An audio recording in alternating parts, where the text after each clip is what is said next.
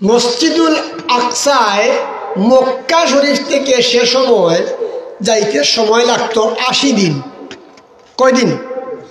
80 দিন। এখন হয়তো আরো কম লাগতে পারে, হয়তো একদিনও যাওয়া যেতে পারে, কারণ বিমান ব্যবস্থা 1 ঘন্টা যাওয়া যেতে পারে। আল্লাহ নবীর সময় তো আর বিমান ছিল না, কিন্তু বিমানের বড়টা ছিল। তো আবু জেহেল বলল যে মসজিদে হারাম থেকে মসজিদে আকসায় যেতে সময় লাগবে 80 দিন, আর 1236 কিলোমিটার লম্বা দূরত্ব। 80 দিনের ব্যবধানে উনি এক রাত্রে কেমনে গেলেন, আবার কেমনে আসলেন? এটা কার কথা? আবু জেহেলের কথা, কুরাইশদের কথা। এবার আসেন বর্তমান সময়ের আবু জেহেলরা কি করে। এরা যখন মেরাজের সময় আসে তখন এমন এমন কিছু প্রপাগান্ডা বের করে যা মুসলিম উম্মার সম্মান এবং আল্লাহ নবীর মেরাজের ঘটনাকে প্রশ্নবিদ্ধ করার জন্য একটা চক্র বের হয়। বর্তমান মহাকাশ বিজ্ঞানী যারা, আমেরিকার মহাশূন্য গবেষণাগার যারা চালায়, এদেরকে বলা হয় নাসা। সর্বপ্রথম চাঁদের দেশে যিনি সফর করেছেন ওনার নাম হচ্ছে নীল আর্মস্ট্রং। এই পৃথিবী থেকে 52 মাইল উপরে যদি আমরা যাই, এরপরে আর আলো বাতাস নাই। 52 মাইল যদি আমরা উপরে যাই, এরপরে আর আলো বাতাস নাই। মধ্যাকর্ষণ শক্তির ফলে আল্লাহ সারা দুনিয়া ঘুরে, কিন্তু আমরা মধ্যাকর্ষণ শক্তির ফলে ছিটকাইয়া পড়ি না। এটা আল্লাহর কুদরত। বিজ্ঞানীরা চিন্তা করলো একটা জড় পদার্থ, আল্লাহ নবী সাল্লাল্লাহু আলাইহি ওয়াসাল্লাম যখন আরশে আযমে মহাকাশে গেছিলেন তখন কি অক্সিজেন সাথে নিয়ে গেছিলেন? যান নাই। বর্তমান মহাকাশ পাড়ি দিতে হলে, চাঁদের দেশে যেতে হলে, রকেটে যেতে হলে দেখবেন আপনারা অক্সিজেন লাগাইয়া যায়, এবং আলাদা ড্রেস রয়েছে, যেই ড্রেস পরলে মানুষটা সেফ থাকে, এরকম ড্রেস পরে যায়। দেখছেন আপনারা? আল্লাহ নবী তো কিন্তু ড্রেস পরেন নাই।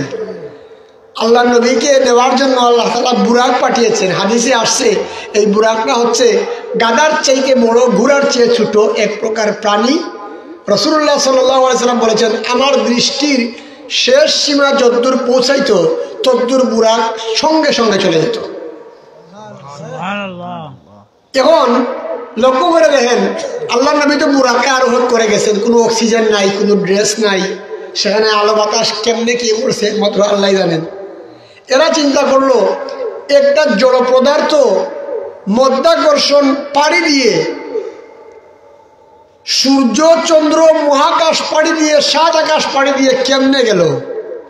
এরা চিন্তা করা শুরু করলো। এটা 20 শতাব্দীর পর থেকে তাদের মাথায় এটা ঢুকছে।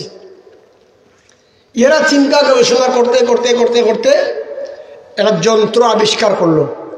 যন্ত্রটার নাম হচ্ছে পার্কার সোলার প্রুফ। খুব মনোযোগ দিয়ে শুনবেন, আমার কিন্তু সময় আর বেশি নাই। যন্ত্রটার নাম কি? Parker solar proof. এই যন্ত্রটি তারা যে আবিষ্কার করছে, তারা আবিষ্কার করে এর গতিবিধি, বুরাকের যে গতিবিধি, তারা তো বুরাকের গতিবিধি সে সময় দেখে নাই, হাদিস পড়ছে। এরা জুল খায়, শিরা খায় না। আমরা সিলেটি ভাষায় প্রবাদ আছে না, আমরা জুল খাই, শিরা খাই না, গুড়িয়া সমান না। তো এরা কোরআন গবেষণা করে, কিন্তু সহজে ধরা দেয় না। তারা রাসূলুল্লাহর বুরাক নিয়ে চিন্তা করছে। চিন্তা করে দেখলো জড় পদার্থ, একটা জড় পদার্থ যদি এত বিশাল স্পিডের ব্যবধানে মহাশূন্য পাড়ি দেওয়া যায়, তাহলে দেখি আমরা এটারে ফলো করে কিচ্ছু করা যায় কিনা। তারা এটারে ফলো করে বানাইছে পার্কার সোলার প্রুফ নামক একটা মেশিন। এই মেশিনটা প্রতি সেকেন্ডে 11,533.33 কিলোমিটার যেতে পারে প্রতি সেকেন্ডে।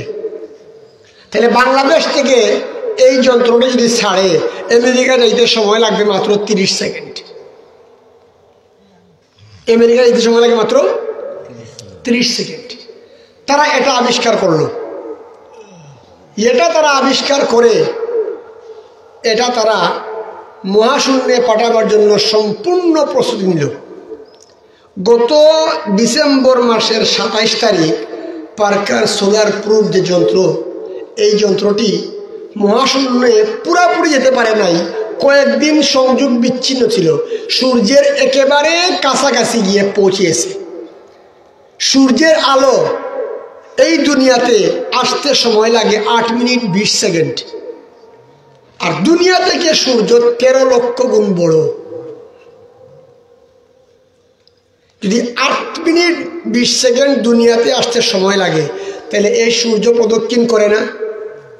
সূর্যের গতি প্রতি সেকেন্ডে 1,86,000 মাইল।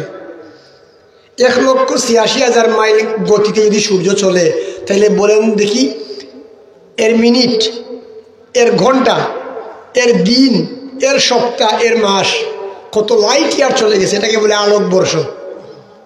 কত কোটি কোটি বছর প্রয়োজন হয়, কিন্তু আল্লাহর নবীকে আল্লাহ তাআলা নিমিষেই এক রাত্রিতে, রাত্রের একটা অংশে আসমান সফর করিয়েছেন, মহাশূন্য সফর করিয়েছেন। আমরা যে আসমান দেখি, এটা কিন্তু সোজাসুজি আসমান নেই না, কখনো না। এটা প্রথম আকাশের মহাশূন্য। রাসূলুল্লাহ সাল্লাল্লাহু আলাইহি ওয়াসাল্লাম বলেছেন, প্রথম আকাশের মহাশূন্য, এরপরে প্রথম আকাশ। আর প্রথম আকাশের মহাশূন্য একটা প্লেটের মধ্যে একটা যদি কয়েন রাখেন, এই কয়েন যে পরিমাণ ছোট, এর চাই এরকম ছোট হচ্ছে প্রথম আকাশের চাইতে প্রথম আকাশের মহাশূন্য।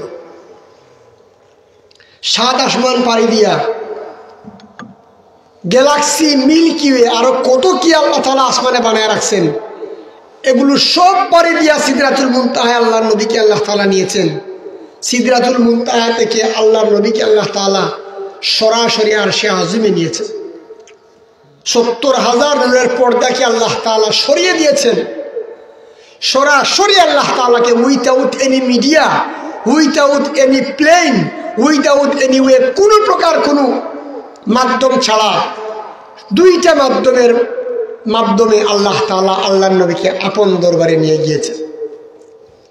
এবার যে পার্কার সোলার প্রুফ যন্ত্রটি বার করছে, এটা মহাশূন্যে যেতে সময় লাগবে 2,88,00,000 বছরের একটা অংশ। সুবহানাল্লাহ বলবেন না? আমরা কি কেউ 2,88,00,000 বছর বাঁচতে পারবো? কিন্তু মহাশূন্য গবেষক যারা, এরা দিনের পর দিন গবেষণা করছে আর মন চিন্তা করছে, এত বিশাল আকাশ, এত বিশাল জমিন, নিশ্চয়ই কোনো একজন আছে যিনি এই দুনিয়াকে চালান। তারা কিন্তু অনেকে ভিতরে ভিতরে ঈমান আনার জন্য প্রস্তুতি নিয়েছে, কিন্তু সময় সুযোগে পাচ্ছে না। মহাকাশ নিয়ে যারা, মহাশূন্য নিয়ে যারা গবেষণা করে, এরা একটার পর একটা আধুনিক তথ্য পাচ্ছে, একটার পর একটা আধুনিক বিভিন্ন প্রকারের যন্ত্রপাতি ব্যবহার করে তারা একটার পর একটা তথ্য নিয়ে দেখতেছে যে নিশ্চয়ই মহাশূন্য, এত বড় আকাশ, মহাশূন্যে কিছু না কিছু একটা আছে যার মাধ্যমে কোনো না কোনো একজন এটাকে চালায়। এবার আসেন আমার মূল কথায়। 1400 বছর আগে আবু জেহেল দূরত্বের প্রশ্ন করেছিল কয়দিন? 80 দিন। আমার কথা বুঝলেনি আপনারা? অত্যন্ত মনোযোগ দিয়ে আমি আপনাদের সঙ্গে অনেক নোট করে নিয়ে আসছি, যে জন্য আমরা আছি আলহামদুলিল্লাহ, একটু সময় মনোযোগ দিয়া শুনি। আবু জেহেল প্রশ্ন করেছে, মক্কা থেকে মসজিদুল আকসা এদের সময় লাগে 80 দিন, আর 1234 কিলোমিটার দূর, এক রাত্রে সম্ভব নেই। আর 1400 বছর পরে বর্তমান বিজ্ঞানীরা বের করছে কি? সোলার প্রুফ নামক যন্ত্র।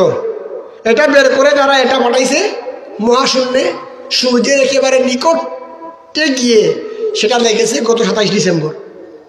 তাহলে আবু জেহেলের ধারণা ছিল দিনের ব্যবধান, দিনের পার্থক্য। আর বর্তমান বিজ্ঞানীরা দিন তো আর খুঁজে পাবে না, কারণ এখন তো প্লেনের সময়, হুট করে মক্কা থেকে মসজিদে আকসায় চলে যাবে। কিন্তু মসজিদে আকসা থেকে যে আল্লাহ নবী আরশে আজিমে গিয়েছেন, এটাকে তারা কেমনে নির্ণয় করবে? এটাকে নির্ণয় করার জন্য তারা এই যন্ত্রটি আবিষ্কার করেছে। কিন্তু মহাশূন্য পর্যন্ত এদের দূরত্ব শেষ, এরপরে এরা আর কিচ্ছু খবর নিতে পারে নাই। কিন্তু তারা আস্তে আস্তে গবেষণা করে দেখতেছে যে নিশ্চয়ই এত বিশাল আসমান, যে আসমানে রয়েছে সূর্য, চন্দ্র, মিল্কি ওয়ে, গ্যালাক্সি, আরো কত কি, এগুলাকে পরিচালনা করার জন্য কোনো না কোনো একজন আছেন কোনো না কোনো একজন না থাকলে এত বিশাল আসমান পরিচালনা করা সম্ভব নয়। ভাইরা আমার জন্য